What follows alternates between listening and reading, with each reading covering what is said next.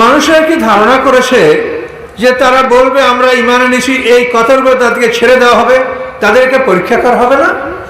ওয়ালাকাদ ফাতান্নাল্লাযীনা মিন ক্বাবলিহিম, নিশ্চয়ই আমি তাদের পূর্ববর্তীদেরকে পরীক্ষা করেছি। ফালা ইয়ালামান্নাল্লাহুল্লাযীনা সাদাকু ওয়া লা ইয়ালামান্নাল কাযিবিন। আল্লাহ জেনে নিয়েছেন ঈমানের দাবিদার, ঈমানের দাবিতে সত্যবাদী কারা, ঈমানের দাবিতে মিথ্যাবাদী কারা, এটা আল্লাহ জেনে নিয়েছেন। আমাদেরকে আল্লাহ জেনে নিয়ে পরীক্ষা করে আমাদেরকে আল্লাহ জান্নাত দিবেন। বিনা পরীক্ষা আল্লাহ কারো মুখের কথায় আল্লাহ তাকে গ্রহণ করবেন না। আপনারা কি পরীক্ষা ছাড়া কিছু গ্রহণ করেন? কখনোই না। তো এখান থেকে সামান্য কথা আমি আগেই বলছি যে একটা কথা শিখে বাড়ি যান। তো মনে করবেন যে আমি এই একটা মহলে একটা শিখেছি, 10টা মহল থেকে 10টা কথা শেখেন। আজকে আপনাদের শিক্ষা হলো যে আল্লাহ বলেন যে আমি তোমাদেরকে পরীক্ষা ছাড়া গ্রহণ করব না। এখন পরীক্ষা কথাটায় কি কি আসে সেটা বলেন। আউযু বিল্লাহি মিনাশ শাইতানির রাজীম, বিসমিল্লাহির রহমানির রহিম। এই পৃথিবীর সমস্ত সম্পদের মালিক আল্লাহ। তার ছেলে নাই, মেয়ে নাই, স্ত্রী নাই, কিছু নাই, সমস্ত সম্পদ তার। এই সম্পদগুলো তিনি কি করবেন? আল্লাহ বলছেন তোমরা আমার গোলাম, তোমাদেরকে বিনামূল্যে এই সম্পদ দান করেছি, আর মৃত্যুর পরে দ্বিতীয় জীবনে তোমাদেরকে আরো বেশি করে দান করব। আল্লাহর কেউ নাই আমরা ছাড়া, ছেলে নাই, মেয়ে নাই, সমকক্ষ নাই, স্ত্রী নাই, তিনি কারো থেকে জন্মগ্রহণ করেন নাই, কাউকে জন্ম দেন নাই। লাম ইয়ালিদ ওয়া লাম ইউলাদ ওয়া লাম ইয়াকুল লাহু কুফুয়ান আহাদ। তো সমস্ত সম্পদ আল্লাহ, আমরা তার কাছে অনুমতি নিয়ে খাবো যে আল্লাহ আপনার এই পানি আমি খাচ্ছি, হে আল্লাহ আপনার এই রেজেক গ্রহণ করছি, আপনার পোশাক পরিধান করছি, সবকিছু মালিক আল্লাহ। রহমান এবং রহিম দুইটা শব্দের অর্থ দয়ালু। তো রহমান শব্দের অর্থ হলো যে আল্লাহ তার পক্ষের এবং বিপক্ষের লোক সবাইকে দয়া করেন। চোরে যখন চুরি করতে যায় তখন সে আল্লাহর কাছেই বলে আল্লাহ আমি যেন ধরা না করি। একটা লোক যখন অন্যায় করে সে আল্লাহর কাছেই বলে আল্লাহ আমি এই খারাপ কাজ করতে যাচ্ছি, আল্লাহ আমাকে বাঁচান, এটা আল্লাহর কাছেই বলে। তো সবাই আল্লাহ একই আল্লাহ। এখন যে আল্লাহ সবার প্রতি দয়া করেন সেই আল্লাহর নাম হচ্ছে রহমান, আর যে আল্লাহ শুধু মুমিনদের উপরে দয়া করেন সেই আল্লাহর নাম হচ্ছে রহিম। ওয়া কানা বিল মুমিনিনা রহিমা। এখন ব্যবধানটা বুঝতে পারলেন? রহমান হচ্ছেন ওই আল্লাহ যিনি তার পক্ষে বিপক্ষে সকলকে দয়া করেন, আর রহিম হলো যে আল্লাহ মুমিনকে দয়া করেন। এই জন্য তাফসীরকাররা বলেন আল্লাহ দুনিয়াতে রহমান, আখিরাতে রহিম। আখিরাতে রহমান নামটা আল্লাহ অমিট করবেন, ওটা থাকবে না, এবং রহিম নামের দয়াটা শুধু মুমিনরা পাবে। তো রহমান আর রহিম আল্লাহর নামে আমরা শুরু করছি। সূরা আনকাবুত, আনকাবুত শব্দের অর্থ মাকড়সা, স্পাইডার। তো এই সূরার মাকড়সার নাম হওয়ার কারণ এই সূরার শেষের দিকে আয়াত আছে, আল্লাহ বলছেন ইন্নাল্লাযীনা ইত্তাখাযু মিন দুনিল্লাহি আউলিয়া কামাসাল আনকাবুত ইত্তাখাযাত বাইতান ওয়া ইন্না আওহানাল বুয়ুতি লা বাইতুল আনকাবুত। আল্লাহ বলেন আল্লাহ ছাড়া অন্য কারো আশ্রয় যারা গ্রহণ করলো তারা যেন মাকড়সার ঘরে আশ্রয় নিল, এবং পৃথিবীর বুকে সবচাইতে দুর্বলতম ঘর হচ্ছে মাকড়সার ঘর। কি ঠিক কিনা বলেন? তো এই জন্য আল্লাহ বলেন যে আল্লাহ ছাড়া কারো আশ্রয় কামনা তোমরা করো না। আল্লাহ বলেন আলিফ লাম মিম, এর অর্থ আল্লাহ ছাড়া আমরা কেউ বলতে পারবো না। হাসিবান নাসু আন ইউতরাকু আন ইয়াকুলু আমান্না হুম লা ইফতানুন। মানুষের কি ধারণা করেছে যে তারা বলবে আমরা ঈমান এনেছি, এই কথার উপর তাদেরকে ছেড়ে দেওয়া হবে, তাদেরকে পরীক্ষা করা হবে না? ওয়ালাকাদ ফাতান্নাল্লাযীনা মিন ক্বাবলিহিম, নিশ্চয়ই আমি তাদের পূর্ববর্তীদেরকে পরীক্ষা করেছি। ফালা ইয়ালামান্নাল্লাহুল্লাযীনা সাদাকু ওয়া লা ইয়ালামান্নাল কাযিবিন। আল্লাহ জেনে নিয়েছেন ঈমানের দাবিদার, ঈমানের দাবিতে সত্যবাদী কারা, ঈমানের দাবিতে মিথ্যাবাদী কারা, এটা আল্লাহ জেনে নিয়েছেন। আমাদেরকে আল্লাহ জেনে নিয়ে পরীক্ষা করে আমাদেরকে আল্লাহ জান্নাত দিবেন। বিনা পরীক্ষা আল্লাহ কারো মুখের কথায় আল্লাহ তাকে গ্রহণ করবেন না। আপনারা কি পরীক্ষা ছাড়া কিছু গ্রহণ করেন? কখনোই না। তো এখান থেকে সামান্য কথা আমি আগেই বলছি যে একটা কথা শিখে বাড়ি যান। তো মনে করবেন যে আমি এই একটা মহলে একটা শিখেছি, 10টা মাহফিল থেকে 10টা কথা শেখেন। আজকে আপনাদের শিক্ষা হলো যে আল্লাহ বলেন যে আমি তোমাদেরকে পরীক্ষা ছাড়া গ্রহণ করব না। এখন পরীক্ষা কথাটাই কি কি আসে সেটা বলেন। পরীক্ষার কথা বললেই প্রশ্নপত্রের কথা আসবে। পরীক্ষা হলে তো প্রশ্নপত্র লাগবে, উত্তরপত্র লাগবে, পরীক্ষার হল লাগবে, খাতাকে দেখবেন, রেজাল্টকে দেখবেন, সব লাগবে। এখন একে একে আসুন।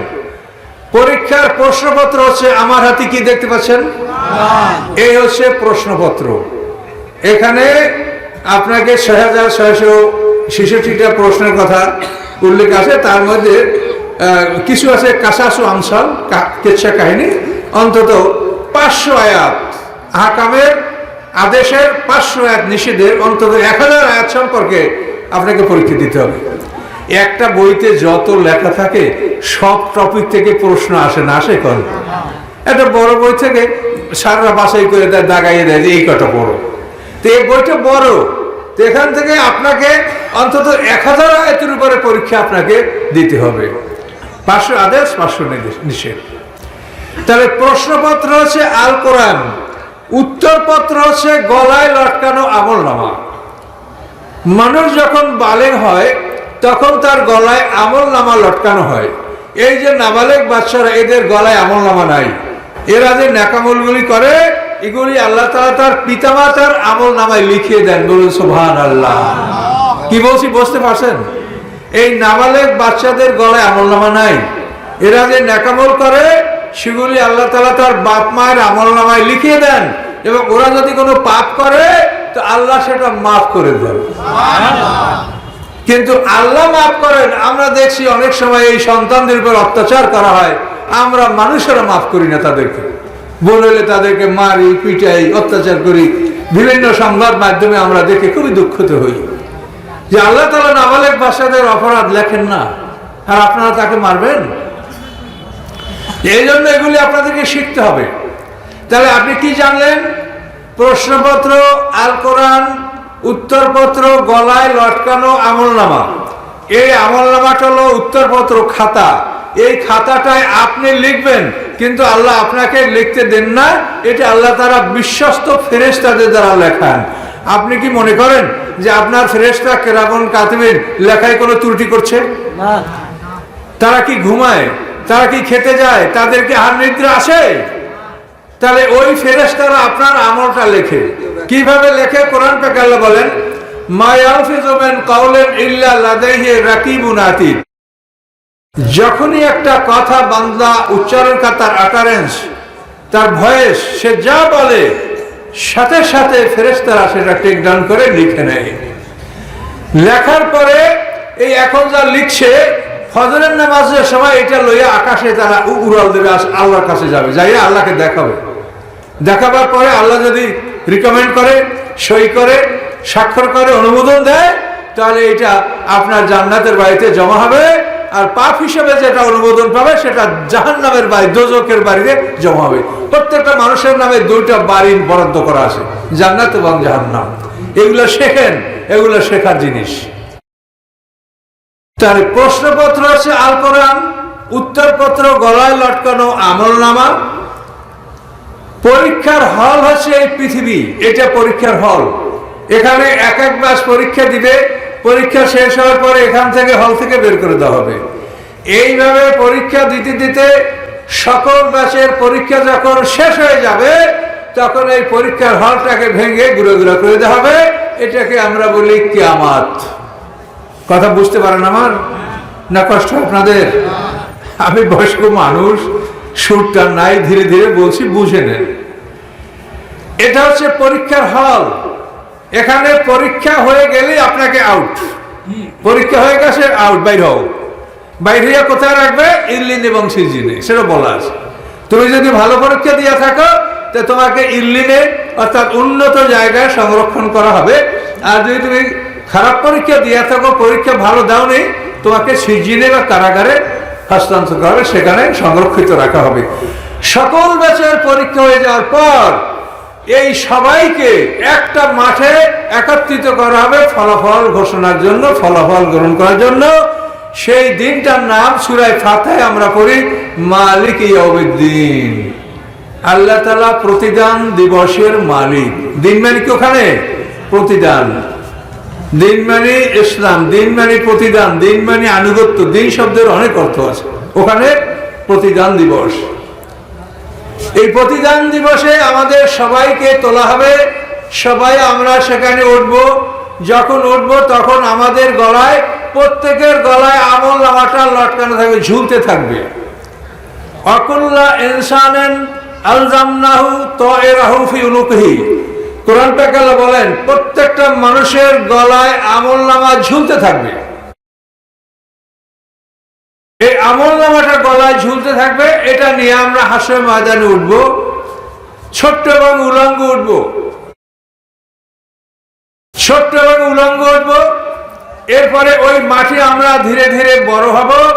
আমরা মাঠে ওঠার 70 বছর পরে আল্লাহ তাআলা বিচার সিংহাসন নিয়ে বিচারের জন্য মাঠে আসবেন।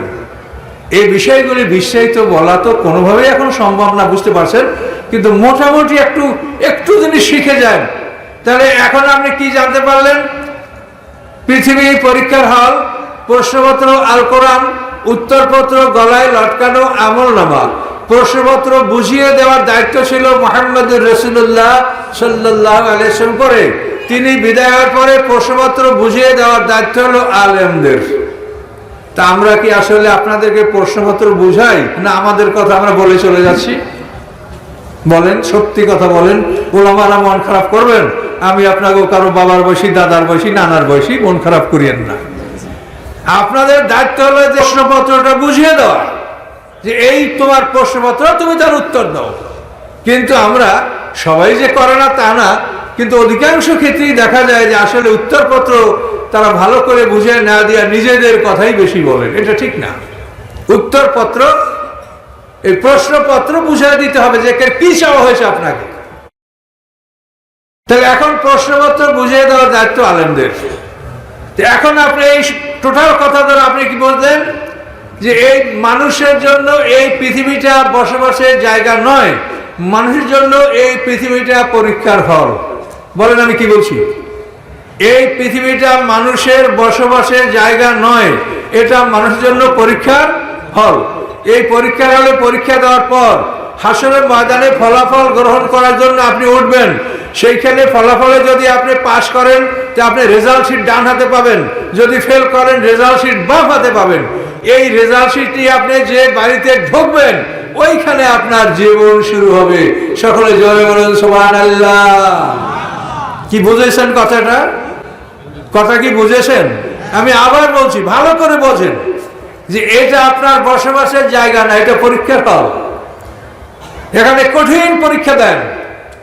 আপনার আমার নবী মুহাম্মদ সাল্লাল্লাহু আলাইহি ওয়াসাল্লাম কিভাবে পরীক্ষা দিয়েছেন দেখেন তার জীবনটা।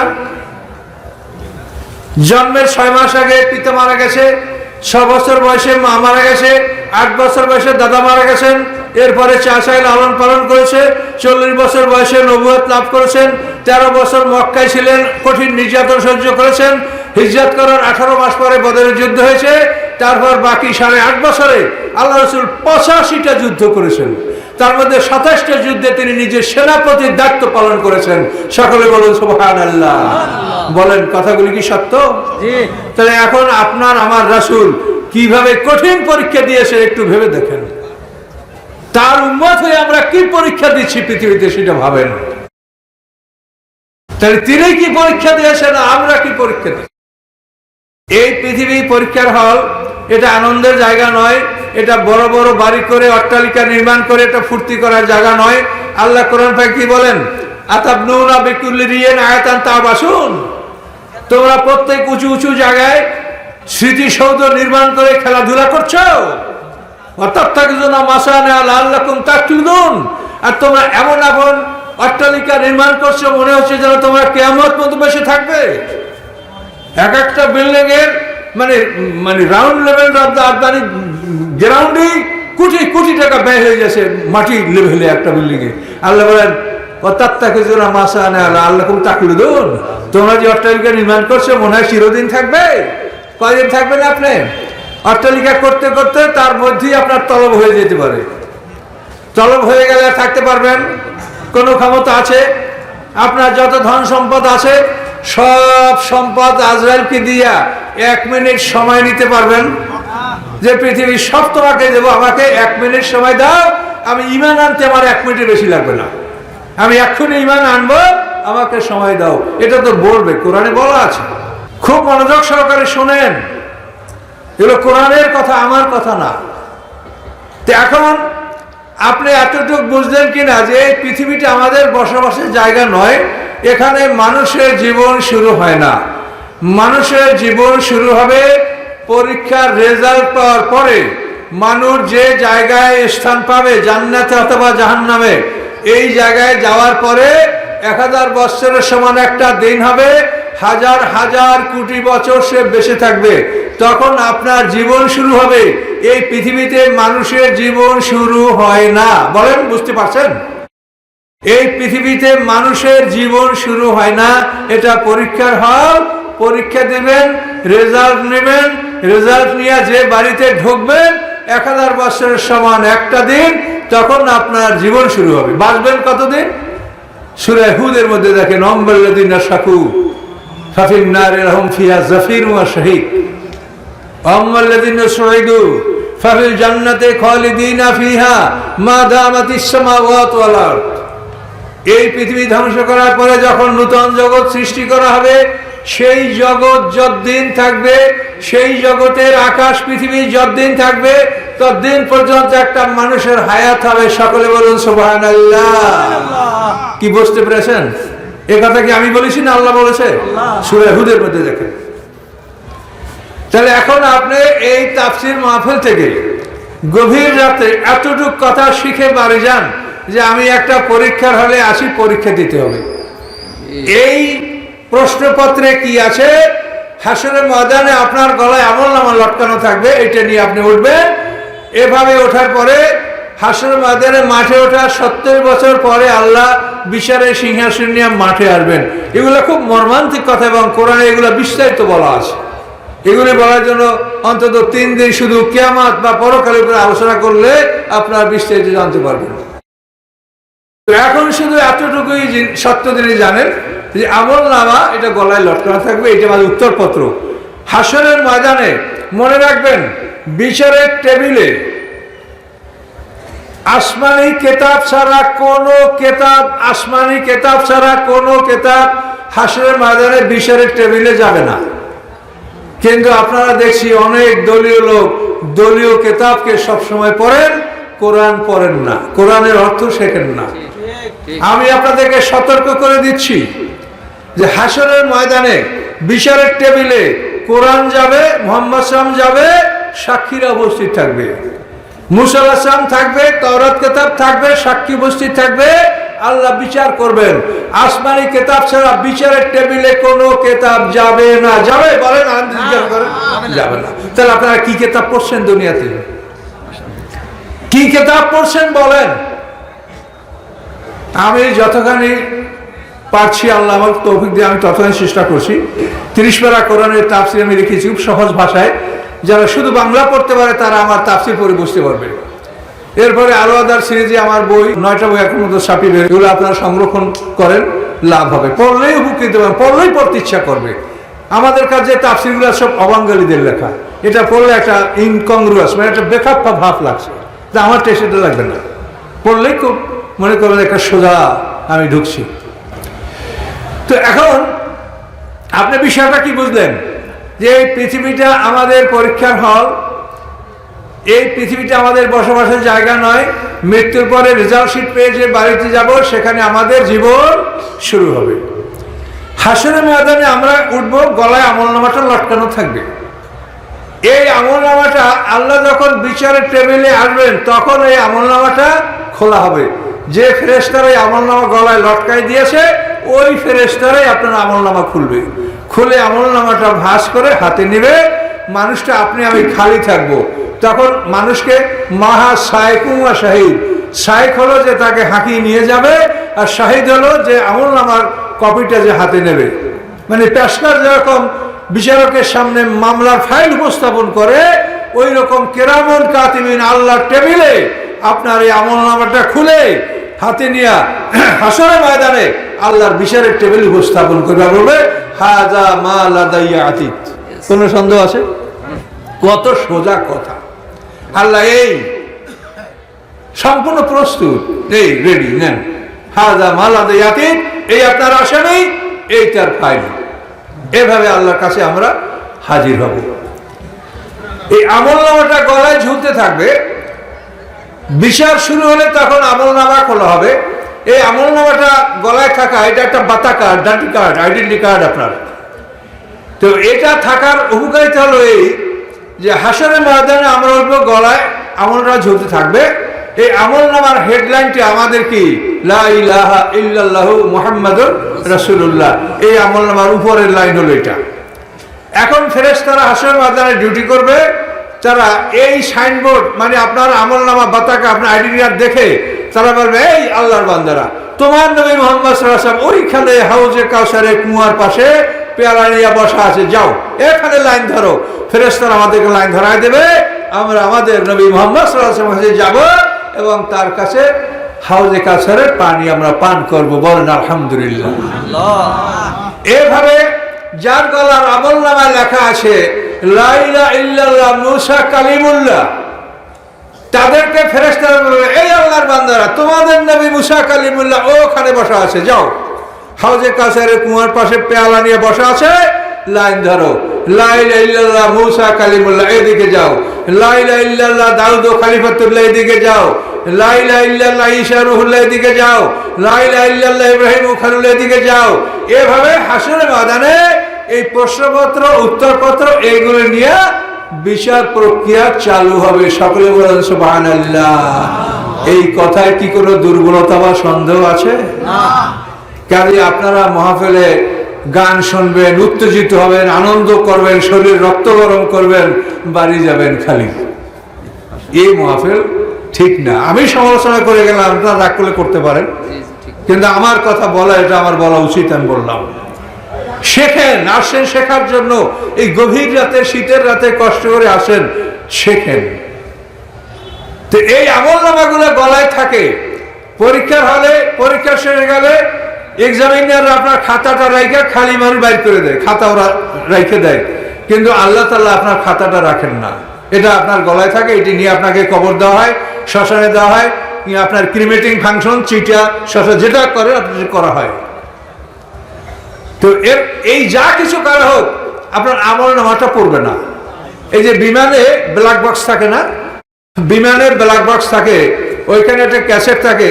বিমানটা আগুনে পুড়ে ছাই হয়ে যায়, ওই ব্ল্যাক বক্সের ক্যাসেটটা পড়ে না, ওইটা দিয়ে পরে পরীক্ষা করে দেখা হয় যে বিমানটা কি কারণে ধ্বংস হয়েছে। এগুলো তো মানুষ থেকে আবিষ্কার করা হয়েছে। মানুষটাকে পুড়ে ফেলানো হয়, তার আইডেন্টি কার্ডটা পড়ে না, এটা কেমন কথা? এই আইডেন্টি কার্ড গলায় থাকবে, এটা নিয়ে সে উঠবে আসলে ময়দানে। এই আইডেন্টি কার্ড আপনার সাথে থাকবে। এটার হুকাইতে হলো এই যে এই আইডেন্টি কার্ডটা আপনি গলায় নিয়ে আপনি কবরে গেলেন, আপনার আমার, আমরা মরে গেছি, কিছু করার নাই, কিন্তু আপনার আওলাদ পর্যন্ত ওইটার মধ্যে ঢুকাইতে পারবে। কথা বলতে পারছেন? আপনি যেমন নিজে আপনার টাকা নাই, কিন্তু আর একজনে কিন্তু আপনার মোবাইলে টাকা ঢুকায় দিতে পারে, কি পারে কিনা? তো আপনি মারা গেছেন, আপনার আমলনামার মধ্যে আপনি ঢুকাইতে পারছেন না, কিন্তু আপনার সন্তানরা ঢুকাতে পারে। এই জন্য আল্লাহ কোরআন থেকে আদেশ দিয়েছেন, আনিশকুরলি ওয়ালিদাইকা ইলাইয়াল মাসির। হে আল্লাহর বান্দা, তুমি আমার শুকর করো। আল্লাহর শুকর হলো 5 ওয়াক্ত নামাজ পড়া, আর ওয়ালিদাইকা পিতামাতার প্রতি শুকর হচ্ছে যে পিতামাতার জন্য নামাজ পড়ার পরে কবর জিয়ারত করে তোমরা দোয়া করো। ফাতিহা, ইখলাস এগুলি পড়ে, দুরূদ পড়ে দোয়া করো। রব্বের হামহুমা কামা রব্বায়ানি, এই পড়ে দোয়া করো। এটা তোমার বাপ মার আমলনামার মধ্যে ঢুকবে। সকলে জোরে বলুন সুবহানাল্লাহ। এই জন্য আমলনামাটা গলায় থাকে। আপনারা এখানে অনেক টাকা পয়সা দিয়েছেন, এটা বিফলে যাবে না, এটা কাজে আসবে। কিন্তু এখানে একটা কথা যদি বলি, তা আপনার একটু মনে কষ্টও করতে পারে। সেটা হলো এই যে টাকা যে দাও সব হবেই হবে, কোনো সন্দেহ নাই। কিন্তু আল্লাহ বলেন কোন কোন ক্ষেত্রে এমন হবে যে তুমি টাকা দিয়েছো কিন্তু টাকা তোমার না।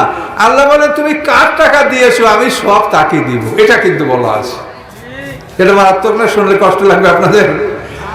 আল্লাহ বলে যে তুমি টাকা দিয়েছো, আমি 10 গুণ থেকে 700 গুণ সব দিব, কিন্তু তুমি কার টাকা দিয়েছো? যদি তোমার টাকা দিয়ে থাকো তুমি পাবে, আর তুমি যদি অন্যের টাকা নিয়ে দান করে থাকো তাহলে যার টাকা আমি সব তাকে দিব। দানের সব হবেই হবে, দিবই দিব, কিন্তু যার টাকা তাকে দিব। খুবই সতর্কতামূলক কথা, এগুলি আপনারা খেয়াল রাখেন, জীবন এগুলা কাজে পরিণত করেন। এই পৃথিবী এমন একটা জায়গা, এখানে আপনি পাহাড় সমান গুনাহ করলে, তওবা করলে আল্লাহ মাফ করে দিবে। পাহাড় সমান গুনাহ। খালিদ ইবনে ওলীদ, যাকে আল্লাহ রাসূল সাইফুল্লাহ বলেছেন, এই খালিদ ইবনে ওলীদ 19 বছর পর্যন্ত মুসলমানদের বিরুদ্ধে লড়াই করেছে। কি করে নাই? মুসলমানদের বিরুদ্ধে লড়াই করেছে। উহুদের যুদ্ধে আল্লাহ রাসূলের দান শহীদ হয়েছে, লোহার করা চোখের নিচে ঢুকেছে, আল্লাহ রাসূলের কাঁধে তলোয়ারে আঘাত করা হয়েছে। এগুলি সব খালিদ ইবনে ওলীদের নেতৃত্বে। তখন খালিদ ইবনে ওলীদ মুসলমান হয় নাই। 2000 ঘোষ শহরের সেনাপতি ছিল উহুদের যুদ্ধে খালিদ ইবনে ওলীদ।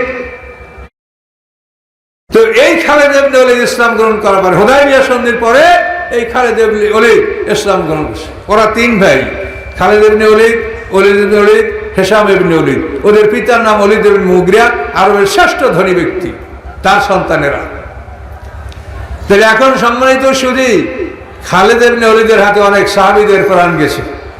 সেই খালিদ ইবনে ওলীদ যখন কলমা পড়েছে, ইসলাম গ্রহণ করছে, আল্লাহ তার সব গুনাহ মাফ করে দিয়েছেন, এবং আল্লাহ তাআলা তাকে এত সম্মান দিয়েছেন যে সাইফুল্লাহ, আল্লাহর তলোয়ার উপাধি আল্লাহ রাসূল তাকে দান করেছিলেন। কাজে আপনারা যদি ঘাবড়িয়ে যান এই আমাদের কথা শুনে, ঘাবড়াবেন না, বরং সমাধান করে নেন। এখানে সব সমস্যার সমাধান আছে, কিন্তু এখান থেকে পার হয়ে গেলে কোনো সমাধান করতে পারবেন না। পার হয়ে যাওয়ার আগে সব সমস্যার সমাধান আপনি করতে পারবেন। কাজে এখানে যদি আপনার মধ্যে ভুল থাকে, ত্রুটি থাকে, কোনো সমস্যা থাকে, আপনি সমাধান করে এখান থেকে বিদায় হয়ে যান। এখান থেকে বিষয়টা ফয়সালা করে চলে যান। এখানে ফয়সালা না করে যায়েন না, সব সমস্যার সমাধান করে। মনে রাখবেন, আপনার যদি কিছু না থাকে, শুধু ঈমান নিয়ে যদি আপনি কবরে যেতে পারেন, তা আপনি পৃথিবীর মহারাষ্ট্রের বাদশাহ। আপনি আমেরিকার প্রেসিডেন্টের সাথে একজন ভালো রাজা, যদি আপনি আদনা জান্নাতও পান।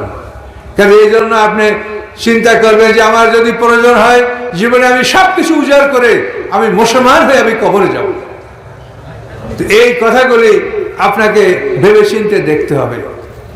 সম্মানিত সুধী, তো আল্লাহ তাআলা আমাদেরকে এই পৃথিবীতে আমাদের জন্য পরীক্ষার হল হিসাবে সৃষ্টি করেছেন। এটা আমাদের বসবাসের জায়গা না। এই প্রসঙ্গ বুঝাতে গেলে আপনাদেরকে বলতে হয়, আল্লাহর সৃষ্টি 3 প্রকার। বেশি কথা তো বলবো না, অল্প কথা মনে রাখতে পারবেন না, মনে রাখবেন। আল্লাহর সৃষ্টি 3 প্রকার: ক্ষণস্থায়ী, দীর্ঘস্থায়ী, চিরস্থায়ী। সম্মানিত সুধী, আল্লাহর সৃষ্টি 3 প্রকার। ক্ষণস্থায়ী সৃষ্টি কোনগুলো? ইজা আরাদাল্লাহু বিশাইইন আইয়াকুল লাহু কুন ফায়াকুন। আল্লাহ কোনো কিছু সৃষ্টি করার ইচ্ছা করলে তিনি বলেন কুন হও, ফায়াকুন হয়ে যায়। তো কুন বললেই যেটা হয়ে যায়, কুন ফায়াকুন, এটা ক্ষণস্থায়ী। এই যে চোখের সামনে যত কিছু দেখেন, কীটপতঙ্গ, পাকপাকালি, পশু পাখি, এগুলা কুন ফায়াকুন, আল্লাহ বলছেন হয়ে গেছে। এই বস্তুগুলি ক্ষণস্থায়ী। এই পৃথিবীতে তাদের সবকিছু শেষ, জন্ম মৃত্যু সব এখানে শেষ। এরা হলো ক্ষণস্থায়ী। দীর্ঘস্থায়ী হচ্ছে আল্লাহর আকাশ পৃথিবী, এটা দীর্ঘস্থায়ী। বিজ্ঞানীরা বলেছেন যে পৃথিবীর বয়স অন্তত 1200 কোটি বছর। আর আমরা যে আদম সন্তান, সে আদম থেকে এখন পর্যন্ত মাত্র 8500 বছর ইতিহাস, খুবই স্বল্প সময়। আমাদের আদমের আগে এই পৃথিবীতে অন্য আদম সৃষ্টি হয়ে থাকতে পারে, এরকম হাদিসে এটার প্রমাণ আছে, কিন্তু কোরআনে এটার প্রমাণ নাই। হাদিসে বলা আছে যে আল্লাহ তাআলা তোমাদের আদম মতো আরো আদম সৃষ্টি করে থাকতে পারেন। এবং এই হাদিসটা আপনাদের উলামায়ে কেরাম যদি গবেষণা করেন, যে সূরা তালাকের শেষ আয়াত অমেলাল আরদে মিসলাহুন্না, এই আয়াতের বড় বড় তাফসীর যদি দেখেন, তো সেখানে এই হাদিসটা আপনারা পাবেন। তখন দেখে সেটা আলেম ওলামারা গবেষণা করতে পারেন যে আমাদের এই আদমের আগেও আদম থাকতে পারে। আমার কাছে একজন, আমি আল্লাহ শুকরিয়া হিসেবে বলছি, আমার আলোচনাগুলো সবসময় বড় বড় শিক্ষিত লোকেরা শুনে সারা পৃথিবীর বুকে। তো একজন এরকম শিক্ষক, রিটায়ার্ড শিক্ষক, উনি বলেন যে আমাদের আদম থেকে হায়াতুদ দুনিয়ার যে ইতিহাসটা আমরা তাফসীরে পাই সেটা মাত্র 8,500 বছর ইতিহাস। আদম আলাইহিস সালাম থেকে 3,500 বছর, ইব্রাহিম আলাইহিস সালাম, ইব্রাহিম আলাইহিস সালামের 3,500 বছরে আমাদের নবী মুহাম্মদ সাল্লাল্লাহু আলাইহি ওয়াসাল্লাম, এই 7,000 বছর, আর আমাদের নবীজি পার হয়েছেন 1,500, এই 8,500 বছর ইতিহাস মাত্র। অথচ বিজ্ঞানী যে কঙ্কালগুলি পাচ্ছেন, যে স্কেলেটনগুলি পাচ্ছেন, এই কঙ্কালগুলি সম্পর্কে তারা বলছেন যে এই কঙ্কালটা অন্তত 40 লক্ষ বছর আগের কঙ্কাল, এবং 40 লক্ষ বছর আগের কঙ্কাল বরফের নিচ থেকে এই কঙ্কালগুলি পাওয়া যাচ্ছে। মানুষের কঙ্কাল, একেবারে হুবহু মানুষের কঙ্কাল। তাহলে আসলে যদি এই আদমই আদম হয়, এর আগে যদি আর আদম নাই থেকে থাকে, তো 40 লক্ষ বছর আগের কঙ্কাল কি করে আসবে? এবং আর্কিওলজিতে এই যে পরীক্ষাটা করা হয়, এটা পরীক্ষাটা ঠিক।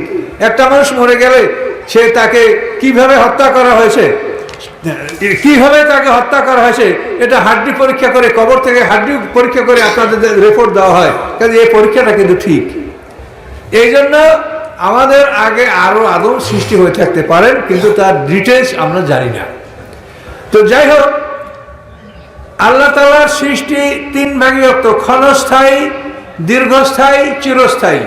ক্ষণস্থায়ী হলো কুন ফায়াকুন বলে যাদেরকে আল্লাহ সৃষ্টি করেন, এরা হলো ক্ষণস্থায়ী। আর দীর্ঘস্থায়ী হলো আকাশ পৃথিবী। এই পৃথিবীর বয়স বিজ্ঞানের অনুমান অন্তত 1200 কোটি বছর হয়েছে।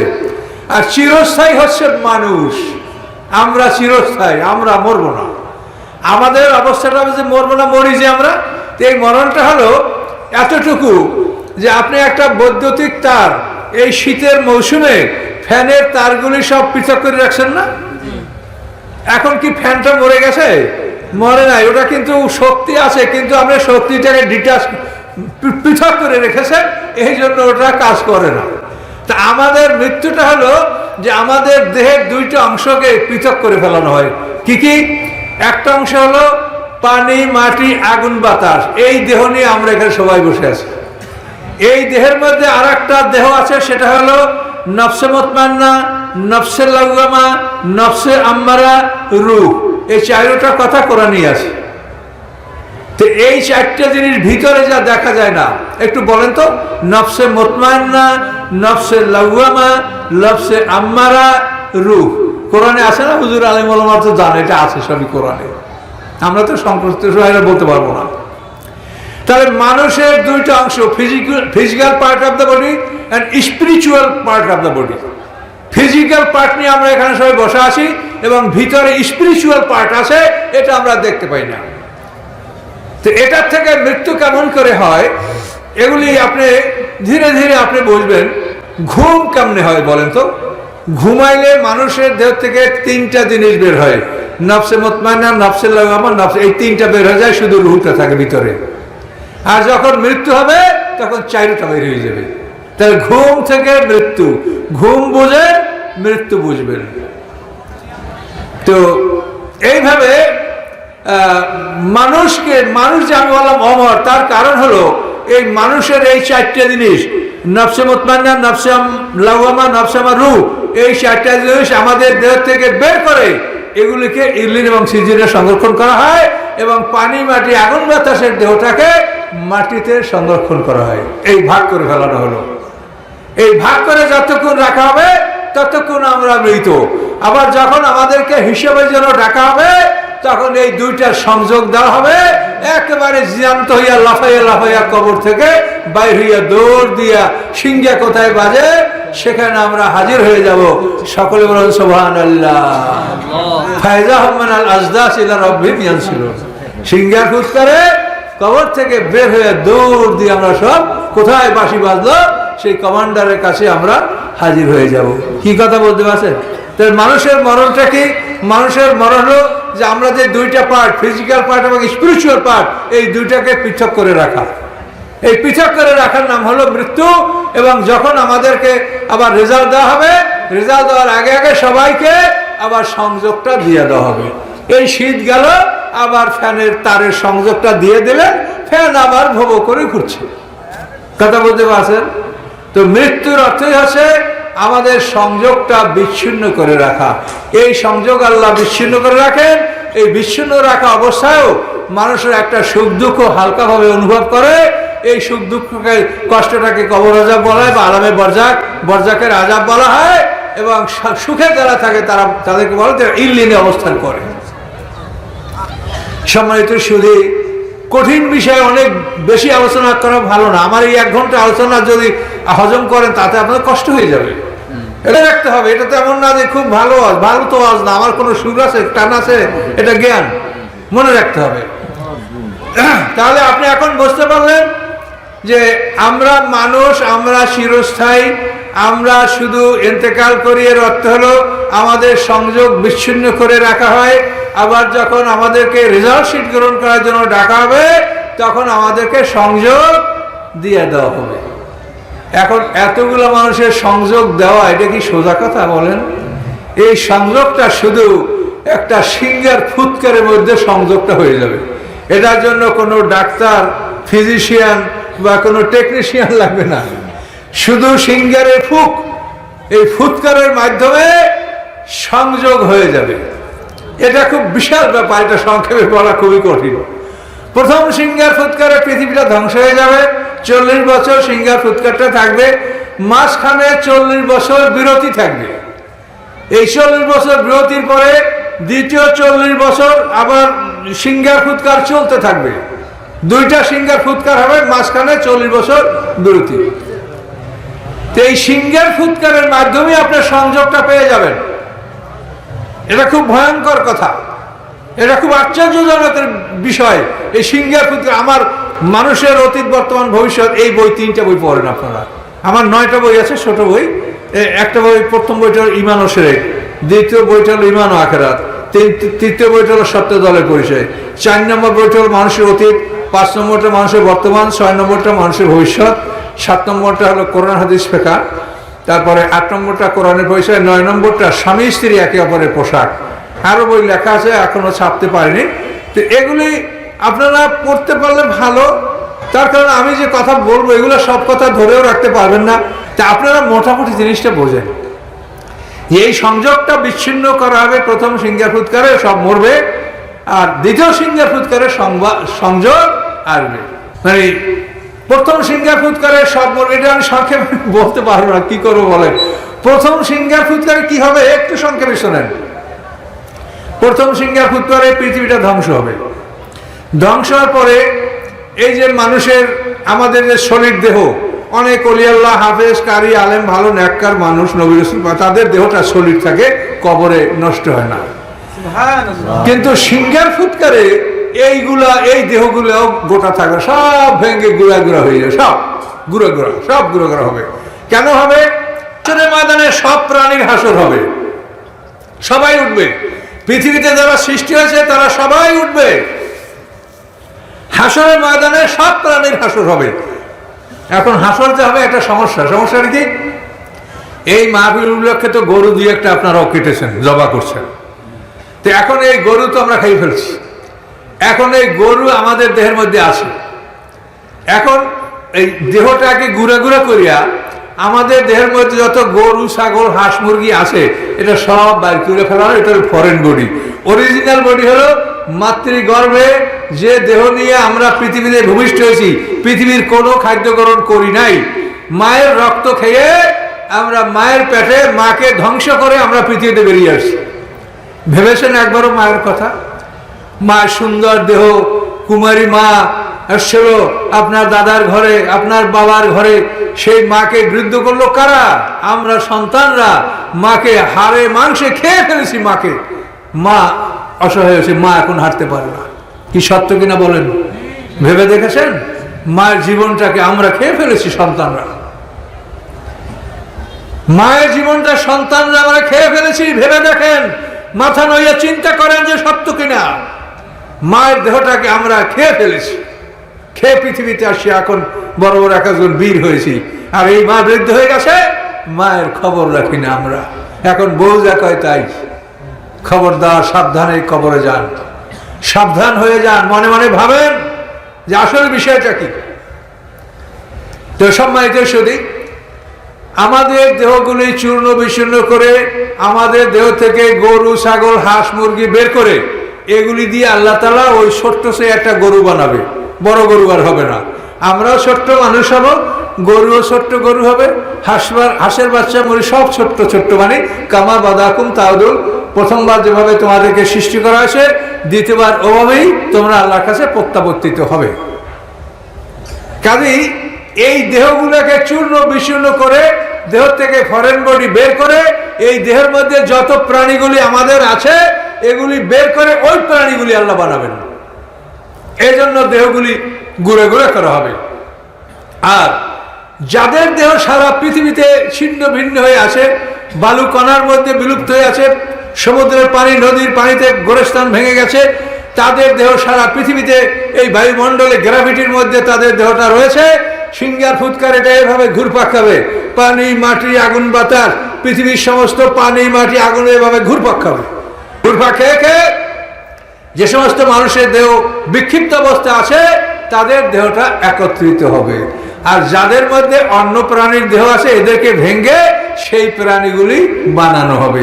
এই প্রক্রিয়াটা, এটা খুব বিশাল আলোচনা আছে, এই প্রক্রিয়াটা প্রথম সিঙ্গার ফুৎকারে হবে। এরপরে এই সিঙ্গার ফুৎকার বন্ধ হবে, আমরা আমাদের দেহটা মানে পদার্থের দেহটা আমরা এখন এবার লাভ করলাম, এক জায়গায় আমরা এটা পেয়ে গেলাম, মাটির স্তরে এটা পড়ে থাকলো। এরপরে 40 বছর বিরতি। এই বিরতির সময় আল্লাহ তাআলা ইসরাফিলের সিঙ্গার মধ্যে ইল্লিন সিজিনের যে রুহগুলি আছে ওগুলো সব সিঙ্গার মধ্যে ঢুকে রাখবে আল্লাহ তাআলা। ফেরেশতারাও মরবে, আল্লাহ তাদেরকে মারবে, আবার আল্লাহর হুকুমে জীবিত হবে। এই ফেরেশতারা জীবিত, প্রধান ফেরেশতাদেরকে জীবিত করার পরে ইসরাফিলকে আল্লাহ বলবে সিঙ্গা মুখে নাও, আবার ফুক মারো। এই ইসরাফিল সিঙ্গা মুখে নিয়েছেন কবে জানেন?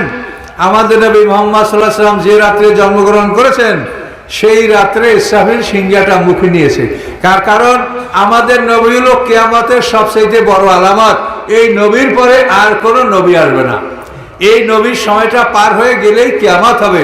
এই জন্য আকাশের ফেরেশতা সব ঘাবড়িয়ে গেছে যে শেষ পয়গম্বরের জন্ম হয়ে গেছে, এই পয়গম্বরের সময়টু পার হলেই তো কিয়ামত। সমস্ত ফেরেশতারা ঘাবড়িয়ে গেছে।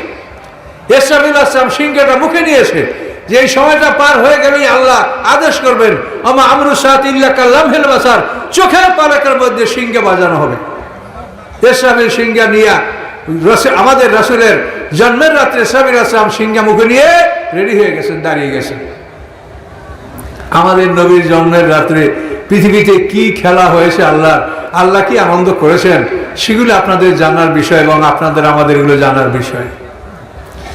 আমাদের নবী জন্মগ্রহণ করেছেন সেই দিন লৌহ মাহফুজ থেকে প্রথম আকাশে আল্লাহ কোরআন নাযিল করেছেন। সেই সময় আল্লাহ তাআলা শয়তান জিনদেরকে প্রথম আকাশে যাতায়াত বন্ধ করে দিয়েছেন, তারকার সাথে ক্ষেপণাস্ত্র স্থাপন করেছেন। আল্লাহ তাআলা বহু কিছু করেছেন। সেই রাত্রে ইরানিরা আগুন পূজা করত, ইরানিরা যে অগ্নিশালায় আগুন পূজা করত, সেই এক নাগারে 3164 পর্যন্ত 3164 বছর পর্যন্ত ইরানিদের সেই অগ্নিশালায় আগুন জ্বলতেছিল। কিন্তু আমাদের মুহাম্মদ সাল্লাল্লাহু আলাইহি ওয়াসাল্লাম যেই রাতে জন্মগ্রহণ করেছেন সেই রাতে ইরানিদের আগুন নেমে গিয়েছিল। সকলে জোরে বলুন সুবহানাল্লাহ। এই আগুন পূজা আর হবে না। ইরান ওমর ফারুকের জমানায় মুসলমানরা জয় করে এবং সেখানে ইসলাম বিস্তার লাভ করে। সম্মানিত সুধী, কোরআনে অনেক কিছু বলার আছে, অনেক কিছু জানার আছে। তো আপনাদেরকে আমি শুধু একটু ইশারা করে গেলাম যে আপনারা কোরআনের কথা শোনেন, আর বক্তা সাহেবদেরকে আপনারা বলে দেন যে আপনি এতটুক জায়গার তাফসির করবেন, দেখে শুনে আসবেন। এই সুর গান না শুনে যদি আপনারা একটা রুকুতে আল্লাহ কি বলছে এই কথাটা শোনেন, আপনাদেরও লাভ আর আমরা বক্তা আমাদেরও লাভ।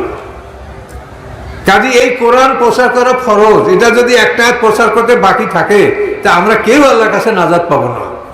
এটা সূরা আনামে পরিষ্কার বলা আছে, ওয়াল্লাম তাফাল ফামা বাল্লাগতা রিসালাতু আল্লাহু ইয়াসিমুকা মিনান নাস। ইয়াতে তাফসীর আপনারা খুলে দেখেন। পুরো কোরআন প্রচার করতে হবে। তো সম্মানিত সুধী, রাত্র গভীর হয়ে গেছে, কথা আর বাড়াবো না। তো এখন এই সিংহের ফুৎকারে মানে প্রথম সিংহের ফুৎকারে এই ঘটনা ঘটলো। দ্বিতীয় সিংহের ফুৎকারের আগেই আল্লাহ তাআলা সিংহের মধ্যে রুহগুলো ঢুকিয়ে রাখবেন, ইসরাফিল ফুঁক মারবে এবং প্রথম সিংহের ফুৎকারে তো দেহটা, মাটির দেহটা, পদার্থের দেহটা একত্রিত হয়েছে, ওই দেহের মধ্যে আবার দ্বিতীয় সিংহের ফুৎকারে রুহ ঢুকবে, ফুসফুস করে ঢুকবে। 40 বছর পর্যন্ত বাতাস বের হবে এবং এই বাতাসের চাপে ওই সিংহের ভিতর থেকে প্রাণগুলি বের হয়ে আপন আপন ধরের মধ্যে সব প্রাণগুলি ঢুকবে। আমরা সংযোগ পেয়ে যাব, এবং সংযোগ পেয়ে মাটির মধ্যে থাকা অবস্থায় আমরা সংযোগ পেয়ে যাব। সকলে জোরে বলুন সুবহানাল্লাহ। মাতৃগর্ভে একটা সন্তান মায়ের পেটের মধ্যে থাকা অবস্থায় সে তার সম্পূর্ণ সংযোগ পেয়ে যায়। মায়ের পেটে যে আমরা সন্তান জন্মগ্রহণ করি, এটা সম্বন্ধে তাফসীরকাররা বলেন, মায়ের বীর্য হতে সন্তানের রক্ত মাংস চুল, এটা মায়ের বীর্য থেকে সৃষ্টি হয়, রক্ত মাংস চুল। আর পিতার বীর্য থেকে হাড়, হাড্ডি, বোন, আপনার বোন, হাড্ডি আর ভিন্স, রগগুলি, এই রগ এবং হাড্ডি এটা পিতার বীর্য থেকে সৃষ্টি হয়। মায়ের বীর্য থেকে রক্ত মাংস চুল সৃষ্টি হয়। আল্লাহ ভালো জানেন, এটা তাফসীরকারদের কথা। বিজ্ঞানীরা কতখানি এটা মানবেন কি মানবেন না আমি সেটা বলতে পারবো না, তাফসীরকারদের কথাটা আমি বলেছি। তো এখন দ্বিতীয় সিংহের ফুৎকারের মাধ্যমেই এই পৃথিবীতে আদম থেকে কিয়ামত পর্যন্ত কত হাজার কোটি মানুষ হবে বলেন তো? এই সংযোগ কিন্তু কোনো হাতে দেওয়া হচ্ছে না, কেউ হাত দিয়েই সংযোগ দেবে না, কোন ইলেকট্রিশিয়ান তারের সংযোগ, এটা সে না। আল্লাহ তাআলা এমন কুদরত, এই সিংহের ফুৎকারের মাধ্যমে আমরা সংযোগ পেয়ে যাব। এবং মাটির মধ্যে যে প্রথমবারে আমরা পদার্থে একাত্রিত ছড়িয়ে একটা মাটির স্তর সৃষ্টি হয়ে পড়ে গেছি, ওর মধ্যেই দ্বিতীয় সিংহের ফুৎকারে প্রাণ ঢুকে যাবে। সব প্রাণগুলি যখন ঢোকা শেষ হয়ে যাবে, সিংহা খালি হয়ে যাবে, ফুৎকার 40 বছরের সমাপ্ত হয়ে যাবে, তখন আল্লাহ তাআলা ওই মাঠে এক পশলা বৃষ্টি বর্ষাবেন। এই বৃষ্টির ফলে মাটির থেকে ফুটে ফুটে আমরা সব মানুষ, ছোট্ট এবং উলঙ্গ, পৃথিবীতে আমরা বেরিয়ে আসবো। সকলে বলুন সুবহানাল্লাহ। কামা বাদাকুম তাউদুন, প্রথমবার যেভাবে তোমরা সৃষ্টি হয়েছিলে, দ্বিতীয়বার তোমরা সেভাবেই আমার কাছে উপস্থিত হবে। এভাবে আল্লাহ তাআলা কোরআনে সব কথাগুলো বলেছেন। তো এখন আপনাদেরকে আমি কথা না বাড়িয়ে শুধু এতটুকু কথা যে আপনারা ভুলে না যান যে পৃথিবী আপনাদের বসবাসের, আমাদের বসবাসের জায়গা নয়। বসবাসের জায়গা হলো ওপারে, সেইখানের জন্য সেন্ট অফ করেন, পাঠান, প্রতিদিন পাঠান। রোজা, নামাজ, হজ, যাকাত, দান, খয়রাত, জিকির, আজকার সব আল্লাহ বলছেন ওয়াল তানজুর নাফসুম মা কদ্দামাত লিগাদ। মানুষ যেন দেখে যে আগামী দিনের জন্য সে কি প্রেরণ করেছে, আগামী দিনের জন্য সে কি আল্লাহ দরবারে পাঠিয়েছে। তাতে আপনার খোরাক কি হবে? একটা দিন 1000 বছরের সমান, হাজার হাজার কোটি বছর বাঁচবেন। যে আপনি কি পাঠাচ্ছেন, আমরা কি পাঠাই, তাতে কি হবে? আল্লাহ বলেন তোমার নেকামল 10 গুণ, 70 গুণ, 700 গুণ, এমনকি প্রয়োজন আমি 10 লক্ষ গুণ বাড়িয়ে দেব। ফলে তোমার বিশাল জীবনের জীবিকা এই সামান্য সময়ের মধ্যে তুমি যা প্রেরণ করবে, এতে তোমার জীবিকার ব্যবস্থা হয়ে যাবে। আবার বলুন সুবহানাল্লাহ। কাজে সব সময় পরকালমুখী চিন্তা ভাবনা করেন এবং পরকালের জন্য প্রস্তুতি গ্রহণ করেন, এবং সেইভাবে সমস্ত কাজকর্ম আপনারা করেন। আপনাদের করার তৌফিক দিক। এই মাদ্রাসা, মসজিদ, এগুলির জন্য যদি আপনারা করেন, এটা আপনাদের স্থায়ী থাকবে, এটার জন্য আপনারা সব পেতে থাকবেন। এই অর্থ আপনাদের বিফলে যাবে না। বিফলে যাবে বিফলের অর্থ, কথা বলতে পারছেন? 1 টাকার এখন, 1 টাকার তখন, 1 টাকার এখনো না তখনও না। একটা গল্প আছে, জানেন এই গল্পটা? এক রাজা উজিরকে বলছে, এক রাজা তার চাকরকে, একটা গোলামকে খুব ভালোবাসত। তো রাজা উজিরদেরকে বসে যে তোমরা আমার জন্য বাজার করে আনো, কি এই 3টা টাকা নাও, 1 টাকার এখন, 1 টাকার তখন, 1 টাকার এখনো না তখনও না। এখন কেউ বাজার করতে পারে না, সবাই রাজা এটা আমরা বুঝি না। তো এরপর রাজা তার চাকরকে দিয়ে যে তুমি নিয়ে যাও, বাজারটা করো। তখন ওই টাকা নিয়ে গেছে, যাই ও কি করছে, দেখে একটা মেয়ে বাজারে ডান্স করে, নাচে আর গান গায়, আর 1 টাকা দিয়েছে।